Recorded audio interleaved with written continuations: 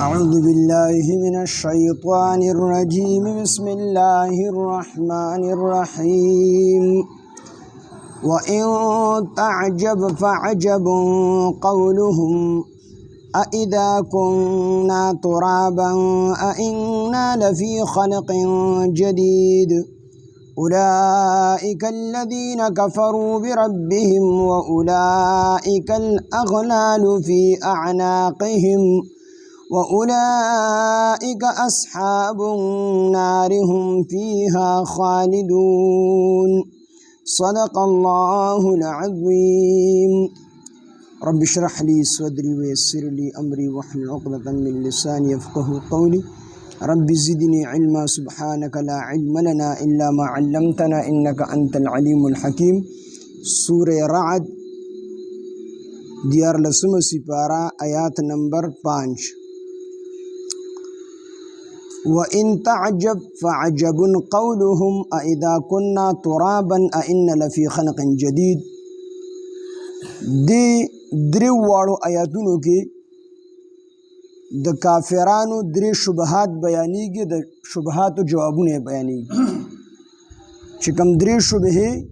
او درې سوالات دا و کافرانو کول نو الله جل شانه د هغې جوابونه دلته کې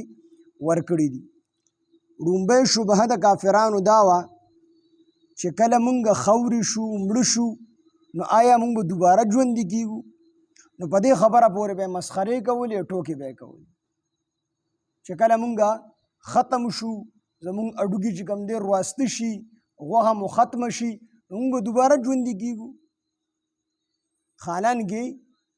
د انساني ذهن مطابق یو څیز په ړومبي ځل باندې جوړول ګران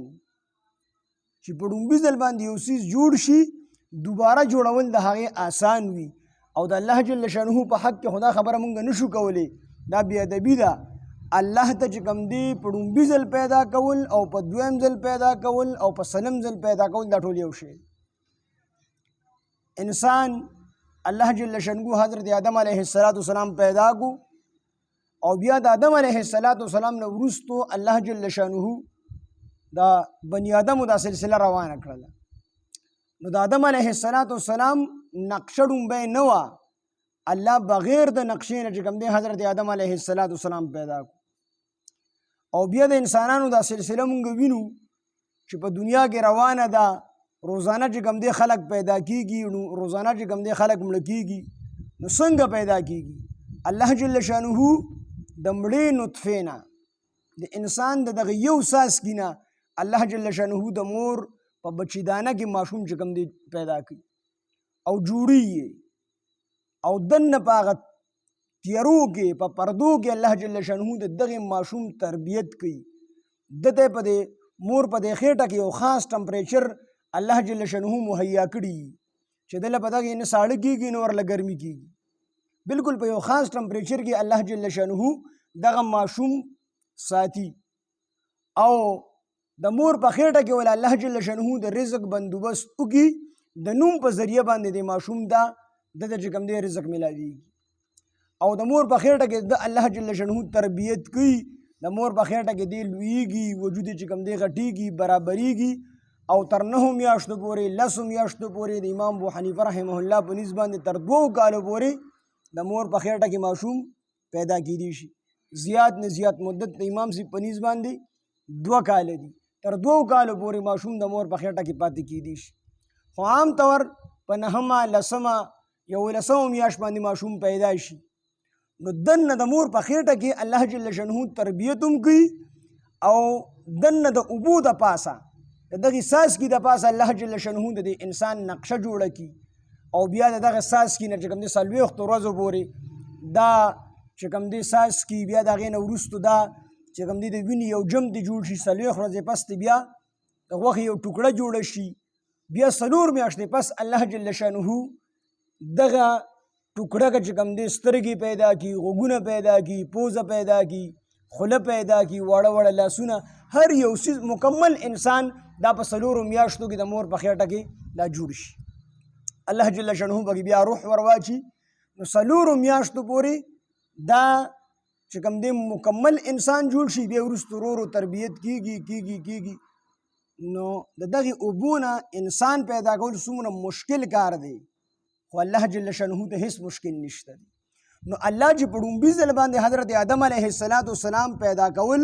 دا ورته آسانو، نو دک شان دی د مرګ نه پس دوباره ژوندي کول دا هم الله جل شانه ته څه مشکل نه دی. خدا د کافرانو یو شبهه وه، یو سوال او یو اعتراض او استهزاء به په دې پورې کوله، ټوکې به یې کولې چې آیا مونږ خوري شو، مونږ ختم شو، نو بیا به مونږ الله ژوندي کوي. ظالمانو تاسو په ډومبي ځل چا پیدا کړي یې؟ نو کوم الله چې په ډومبي ځل پیدا کړي یې هم دک الله به مو په دویم ځل پیدا کړي. نو دی کې د هغه کافرانو د شبهې جواب دی. وان تعجب، کو چېرې ته تعجب کوې نو فعجب، نو عجیبه ده قولهم، خبره د دوی. تعجب دی قولهم، په خبره د دې کافرانو باندې چې دوی دا خبره کوي چې اذا كنا ترابا، آیا هر کله چې مونږ شو خاورې، ان لفي خلق جدید، نو آیا مونږ به ان لفي خلق جدید، آیا مونږ به په نوې پیدایش سره پیدا کیږو، مونږ به دوباره پیدا کیږو. اولئک الذین، دا خلق دی کفرو چې دی کافران دی کفر کړی دی بربهم، د خپل رب سره. واولئک الاغلال، دا خلق دی چې توقونه به وي فی اعناقهم، د دوی په سټونو کې.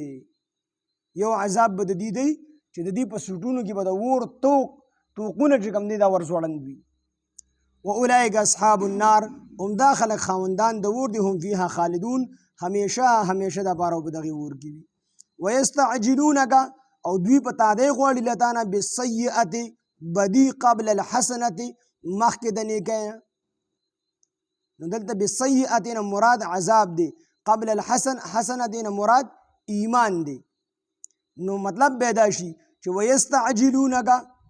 او دوی ستانه په تادی غواړي، زر درنه غواړي پاکه حبیبه، بالسیئة عذاب، قبل الحسنة مخکې د ایمان نه. نو دویمه شبهه د دې دا وه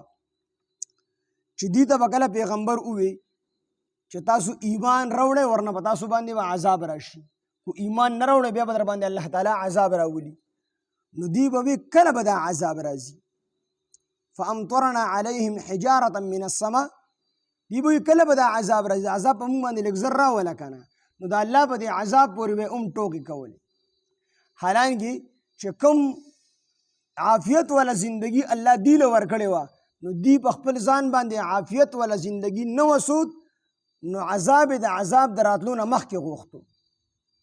عذاب د عذاب د راتلو نه مخکې غوښتو. حالانکې چې کوم وخت الله تعالی د طرف نه د عذاب مقرر شي، نو په هغې کې بیا نه یو منټ وروستو کېږي، نه یو منټ مخکې کېږي. خو الله دوی له مهلت ورکړی و، نو دوی په خپل ځان باندې هغه مهلت سود نه و، بلکې پیغمبر ته به وي هغه عذاب زر راوله په موږ باندې. نو دې کې د دې هغه شبهه بیانېږي. ویستعجلونک، او دوی زر غواړي لتانه پاکه حبیبه بالسیئة، عذاب قبل الحسنة، مخکې د ایمان نه. وقد خلت، او حال دا دی چې په تحقیق سره تیر شوي دي، من قبلهم مخکې د دوی نه، المثلات عذابونه، د دې نه مخکې په قومونو باندې عذابونه تیر شوي دي، د هغې نه هم دا ظالمان عبرت ناني. وان ربک، او بېشکه رب ستا لذو مغفرت، خاوند د مغفرت دی، للناس د خلکو دپاره، علی ظلمهم، باوجود د دې د ظلم. دا خلک په خپل ځان باندې ظلم کوي، خو الله تعالی بیا هم خاوند د مغفرت دی، د انسانانو مغفرت کی. کافران د هغې دپاره ایمان راوړل شرط دی د مغفرت دپاره، چې دوی ایمان راوړي الله به یې وبخي، او مسلمان او توبه به وباسي د کفر نه به توبه وباسي، ایمان به راوړي، نو الله تعالی به د دوی مغفرت کی. مسلمانان نو کې چې کوم دی بعضې داسې وي چې توبه وباسي الله یې معاف کي، بعضې داسې وي چې الله یې په خپل رحم سره معاف کي. نو الله تعالی د دې هر څه باوجود چې د انسانان په خپلو ځانونو باندې ظلم کوي، بیا هم الله جل شانه په دې خلکو باندې رحم کوي او مغفرت ورته کوي، بخښنه ورته کوي. وان ربک لذو مغفرت، او بېشکه رب ستا خاوند د مغفرت دی، للناس د خلکو دپاره، علی ظلمهم، باوجود د دوی د ظلم. وان ربک لشدید العقاب، او بېشکه ستا رب ډېر سخت عذاب والا دی. ویقول الذین، دې کې درېیمه شبهه بیانېږي چې دوی به پیغمبر ته وي ته موږ ته داسې معجزه وښایه، داسې معجزه ظاهره کړه چې موږ په تا باندې ایمان راوړو، کومه چې زمونږ زړه غواړي. نو فرمایشي معجزې به د مشرکین مکه وغوښتې د نبي علیه السلام نه، یعنې موږ ته داسې معجزه ظاهره کړه چې موږ ایمان راوړو. کله به یې وي اسمان ته چې کوم دی یو سړی ولګوه مونږ ته چې ته په هغې باندې به برابر وخېږي نو مونږ ته به پته ولګي چې ته پیغمبر یې یا ځمکې ته سورنګ وباسه ځمکې ته که ته کوز شه نو مونږ ته به پته ولګي چې ته پیغمبر یې کله به یې وي د احد د مکې مکرمې دا غرونه دا مونږ ته د سرو کا نو دا بود هم الله تعالی کړي خو پیغمبر په اختیار کې معجزه پیغمبر په اختیار کې نه دسته ما ویلو چې دا معجزه چې دا د پیغمبر فعل نه د الله پیلی د پیغمبر په لاس باندې صرف الله ظاهري کو پیغمبر وغواړي او الله نه غوښتي نو معجزه نه ظاهريږي بلکې دا فعل د الله تعالی الله وغواړي د پیغمبر په لاس باندې معجزه ظاهره کړي د کافرانو فرمایشي معجزه غوښتي چې بس دسې وکړه حالانکې د دې نیت په د ایمان دراوړو نو د دې نیت په صرف دو چې پیغمبر به تنګو نو دلته کې هغه خبره بیانېږي ويقول الذين او وی ها کسان کفرو چې کافران دي لولا انزل عليه آیه ولنازل نشو په د باندې معجزه من ربه د رب د طرفنا حالانکې قانون د الله دا دی چې کوم معجزه وغواړي فرمایشي او د دې معجزه د دې خبره الله اومني د پیغمبر په لاس باندې هغه معجزه ظاهرږي او بیا هم د خلک ایمان را نه وړي نو د الله قانون دا دی چې په دغه خلکو باندې بیا عذاب راولي یو منټ ورته صبر نه کوي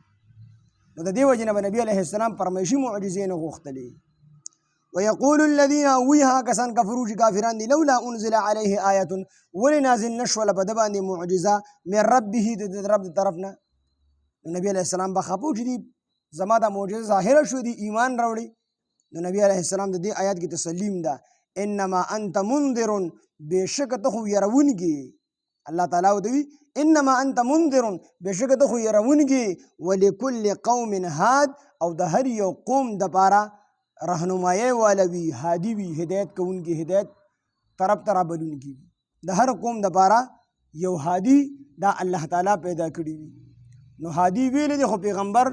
یې نه دی ویل نو هر هادي دا پیغمبر نشي کېدلی بلکې د پیغمبر په نایبینو کې هم بعضې خلک داسې وي چې هغه خلک الله طرف ته رابلي او خلکو ته د هدایت والا لاره ښي صراط مستقیم ورته ښي د هر قوم دپاره یو هادي وي نو دلته کې الله تعالی نبی علیه السلام ته تسلي ورکوي چې ته خفه کېږه مو ته یې بس تا کار صرف دا دی چې د خلکو ته دعوت ورکوه اوس منل او نه منل دا د هغې کار دی ته خپله ذمه داري پوره کړه اوس کو دي مني او کو نه مني د پتا باندې بیا هیڅ ملامتیا نشته دی بس تا خپله ذمه داري پوره کړې ده اوس ته په دې باندې مکلف نه چې ته به خامخا په خلکو باندې ایمان راوړې ستا خپل کوشش دی خپل کوشش پې کوه خو که څوک ایمان نه راوړي مه خفه کېږه ځکه جهنم سره هم الله تعالی وعده کړله لاملأن جهنم من الجنة والناس اجمعین الله وی خامخا به زه د جهنم ډکومه د انسانانو د پیریانو نه جهنم سره هم وعده کړله د هغې دپاره هم څوک پیدا کوي که نه نبي علیه السلام ته الله فرمایي چې ته د خلکو ته دعوت خو ورکوه انذار کوه خلک یېروه د زمانه خو په دې ډېر خفه کېږم چې خامخا به دې ایمان راوړي نه بعضې خلک داسې دي هغه ضدیان دي د هغې په قسمت کې الله تعالی هدایت نه دي لیکلی او ځکه په قسمت کې هدایت نشته دی چې دا ضدیان دي دي ته پته چې ته د الله پیغمبر خو بیا در باندې هم د ضد د وجې نه ایمان نه راوړي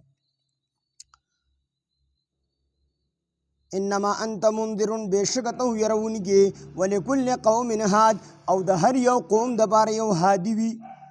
هدایت طرف ته رهنمایي کوونکی وي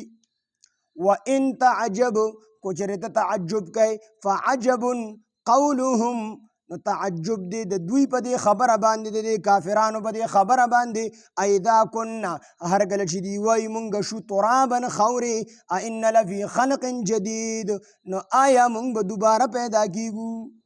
اولئک الذین دا ها کسان دي کفرو چې دي کفر کړی دي بربهم د خپل رب سره و اولئک الاغلال هم دا خلق دي چې توقونه به وي فی اعناقهم د دوی په سټونو کې و اولئک اصحاب النار هم دا خلق دي چې خاوندان د اور دي هم فیها خالدون دی به همیشه په دې اور کې وي ویستعجلونک او دوی ستانه په تادی باندې غواړي بګه حبیبه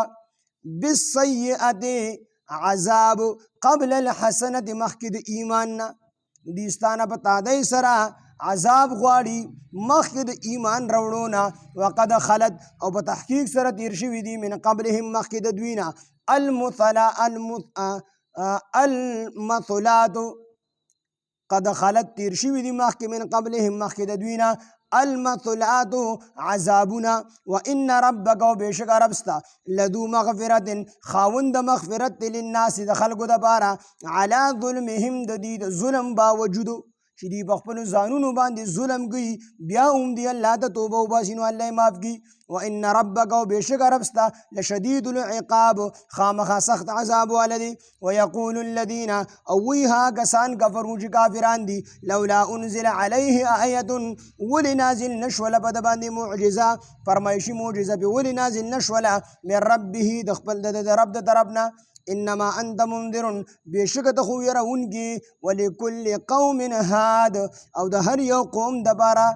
رهنمایي کوونکی هادي وي سبحان الله بحمده سبحانك اللهم بحمدك اشهد ان لا اله الا انت نستغفرك ونتوب اليك سبحان ربك رب العزه عما يصفون وسلام على المرسلين والحمد لله رب العالمين آمين